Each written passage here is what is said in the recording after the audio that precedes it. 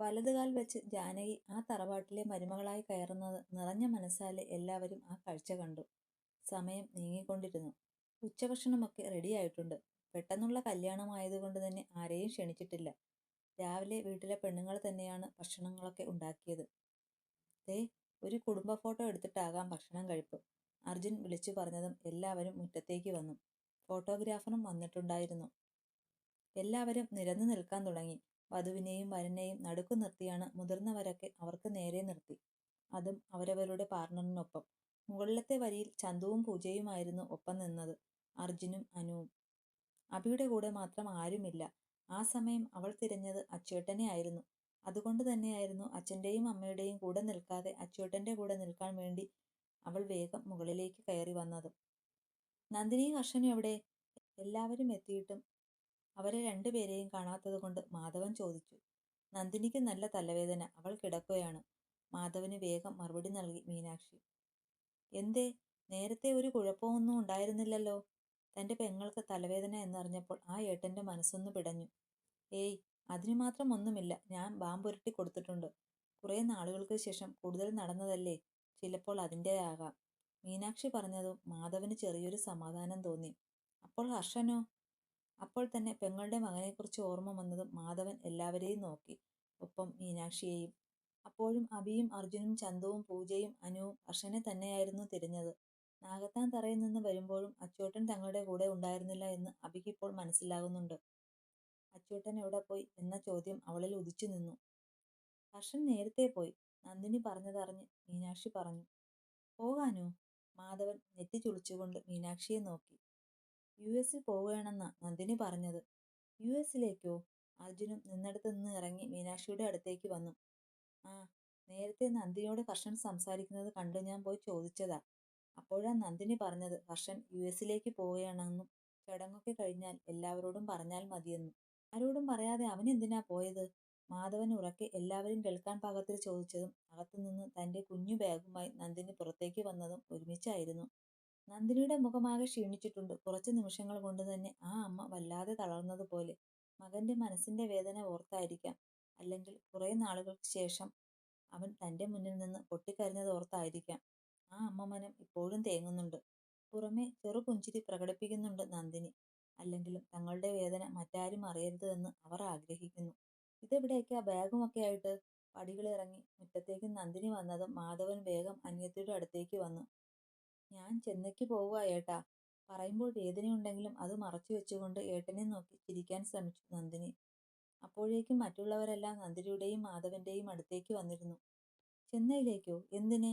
ഹർഷനും ആരോടും പറയാതെ പോയല്ലോ. എന്താ ഇതൊക്കെ? എന്താ മോളെ?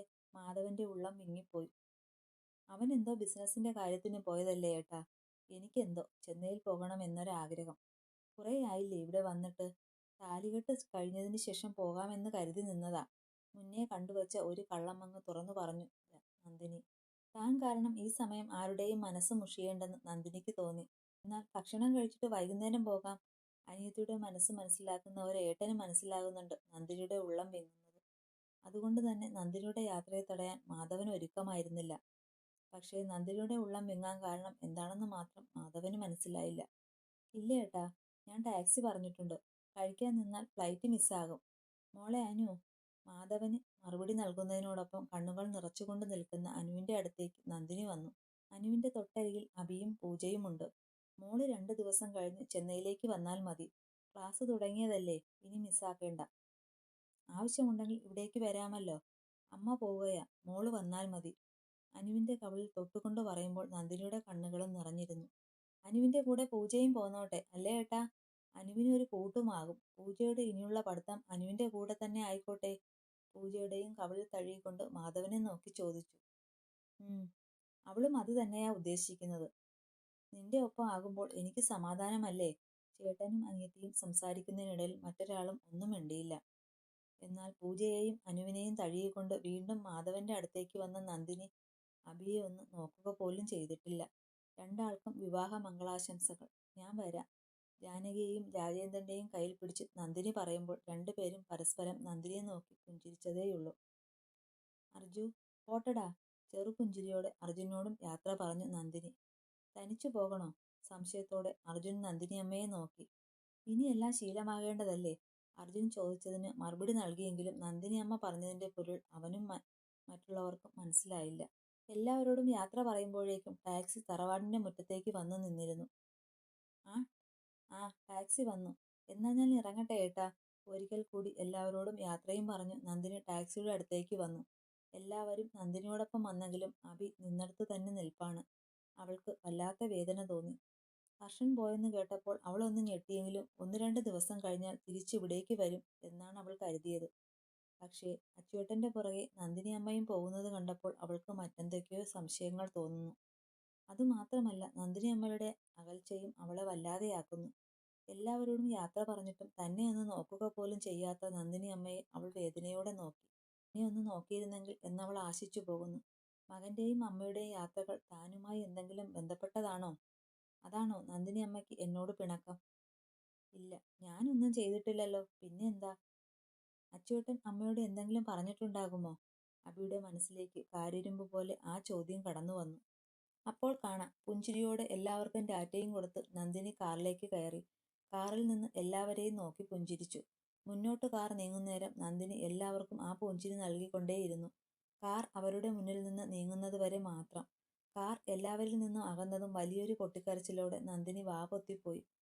എത്ര സന്തോഷമായിരുന്നു! എത്ര നാളത്തെ ആഗ്രഹമായിരുന്നു എല്ലാവരും ഒപ്പം കൂടാം. എല്ലാം നടന്നു. പക്ഷേ മനസ്സ് മാത്രം ഇപ്പോഴും വേദനിക്കുകയാണ്.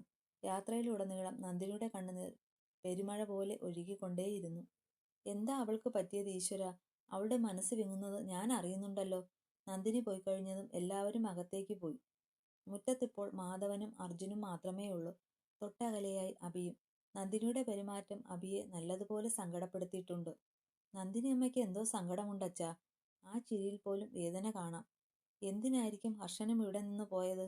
ചോദ്യത്തോടെ അർജുനും മാധവന്റെ അടുത്തേക്ക് വന്നു. ഒന്നും അറിയില്ല. എല്ലാം കഴിയട്ടെ, നമുക്ക് ചെന്നൈയിലേക്ക് പോകാം. അവൾ ഇനി അവിടെ തനിച്ചല്ലേ? നിനക്കും അത് തന്നെയാണല്ലോ നല്ലത്. ഓഫീസും കാര്യങ്ങളൊക്കെ ആയിട്ട് ഇനി അങ്ങോട്ടും ഇങ്ങോട്ടും ഈ യാത്ര വേണ്ടല്ലോ. രാജേന്ദ്രനെ കുറിച്ചിന് ടെൻഷൻ അടിക്കാനുമില്ല. അച്ഛൻ പറഞ്ഞതും അർജുൻ ശരിവയ്ക്കുകയായിരുന്നു. ചെന്നൈയിൽ നന്ദിനിയുടെ വീടിന് തൊട്ടരികിൽ മാധവനും വീടുണ്ട്. ഇനിയുള്ള താമസം അങ്ങോട്ടേക്കാക്കാം എന്നായിരുന്നു മാധവൻ ഉദ്ദേശിച്ചത്. ഇതേ സമയം അച്ഛന്റെയും മകന്റെയും സംസാരം കേട്ടുനിന്ന അഭിയിൽ കൂടുതൽ സങ്കടമുളവാക്കി. എല്ലാവരും തങ്ങളെ വിട്ടു പോവുകയാണോ? എല്ലാവരും എന്തിനാ എന്നെ തനിച്ചാക്കുന്നത്? നന്ദിനി അമ്മയും എന്നെ ഒന്ന് നോക്കിയത് പോലുമില്ലല്ലോ.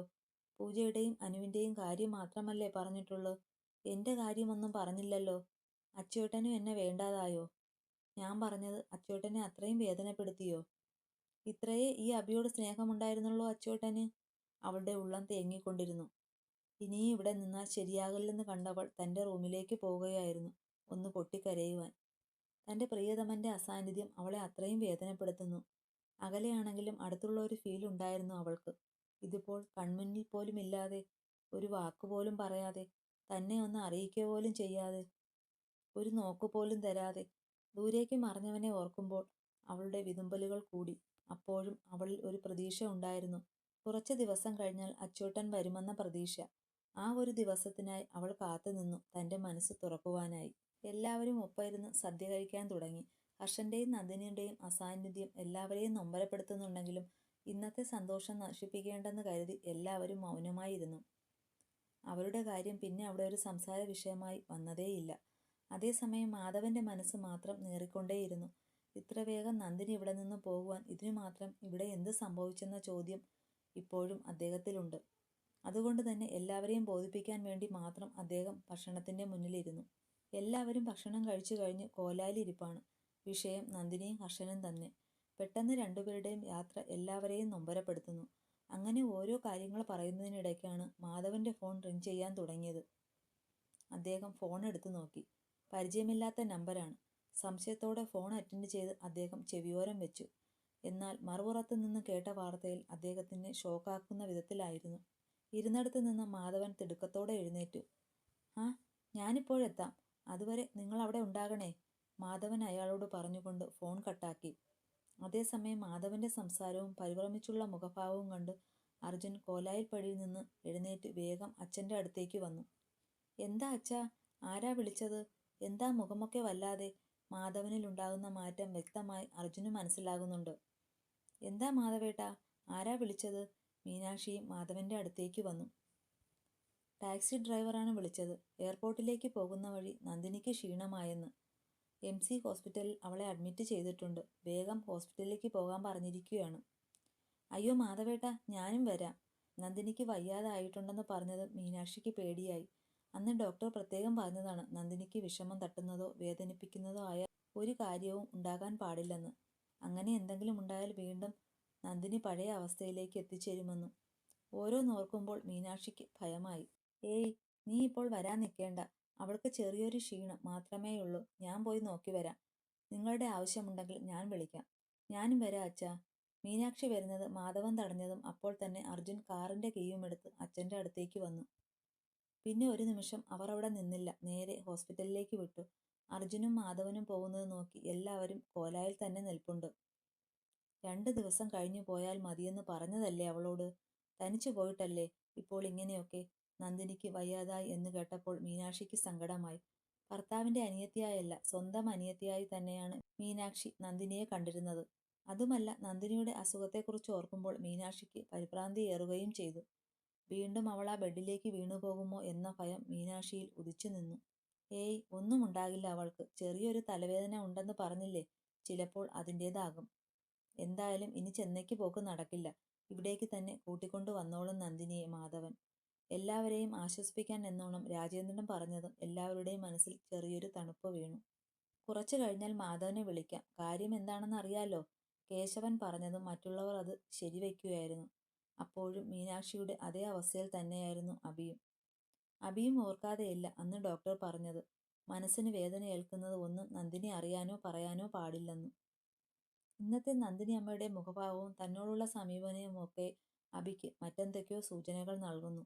അവൾ മറ്റൊന്നും നോക്കിയില്ല. കോലായിൽ എല്ലാം കേട്ടുകൊണ്ട് നിൽക്കുന്ന അനുവിനെയും കൂട്ടി അഭി വേഗം തങ്ങളുടെ റൂമിലേക്ക് നടന്നു. എന്താ അഭി, എന്റെ കൈയും പിടിച്ച് വേഗത്തിൽ നടക്കുന്നവളോട് അനു പുറകിൽ നിന്ന് ചോദിച്ചു. പറയാം, വാ. അത്രയും പറഞ്ഞുകൊണ്ട് വേഗത്തിൽ സ്റ്റെപ്പുകൾ കയറി അഭി തങ്ങളുടെ റൂമിലേക്ക് വന്നു. എന്താടി കാര്യം? എന്താ നീ പെട്ടെന്ന് എന്നെയും വലിച്ചിങ്ങോട്ട് വന്നത്? തന്നെ മുന്നോട്ട് നിർത്തിക്കൊണ്ട് വാതിൽ കൊട്ടിയടച്ചവളോട് അനു മുഖം ചുളിച്ചുകൊണ്ട് സംശയത്തോടെ ചോദിച്ചു. നിന്റെ ഫോൺ എവിടെ? ദാ. അഭി ഫോൺ ചോദിച്ചതും ചാർജിൽ വെച്ചിരിക്കുന്ന ഫോണിലേക്ക് കൈ ചൂണ്ടി അനു. ദാ, നിന്റെ ഏട്ടനെ വിളിച്ചേ. ചാർജിൽ നിന്ന് വേഗം ഫോൺ ഊരിയെടുത്ത് ഫോൺ അനുവിന്റെ കയ്യിലേക്ക് കൊടുത്തുകൊണ്ട് അഭി പറഞ്ഞതും അനുവിനും അഭി പറയുന്നതൊന്നും മനസ്സിലാകുന്നുണ്ടായിരുന്നില്ല. എന്താ അഭി? ഏട്ടനെ? നിനക്കൊരു ഏട്ടനല്ലേ ഉള്ളൂ. ആ ഏട്ടനെ വിളിക്കാനാണ് ഞാൻ പറഞ്ഞത്. ഇപ്പോഴും പതുങ്ങി കളിക്കുന്നവളെ കാണുമ്പോൾ അഭിക്ക് കൂടുതൽ ദേഷ്യം തോന്നുന്നു. ഇവിടെ നടക്കുന്നതിന് എല്ലാം താൻ കാരണമാണെന്ന് അഭിക്ക് തോന്നുന്നു. ആ തോന്നലുകൾ അവളെ വല്ലാതെ ദേഷ്യത്തിലാഴ്ത്തുന്നു. എല്ലാത്തിനും ഉത്തരം ഒരാളുടെ കയ്യിലേ ഉള്ളൂ. അതുകൊണ്ടാണ് അവൾ അനുവിനെയും പിടിച്ചു വലിച്ചു കൊണ്ടുവന്ന് ഫോൺ ചെയ്യാൻ പറഞ്ഞത്. അഭി ദേഷ്യപ്പെടേണ്ട താമസം. അനു വേഗം ഹർഷന്റെ നമ്പറിലേക്ക് കോൾ ചെയ്തു.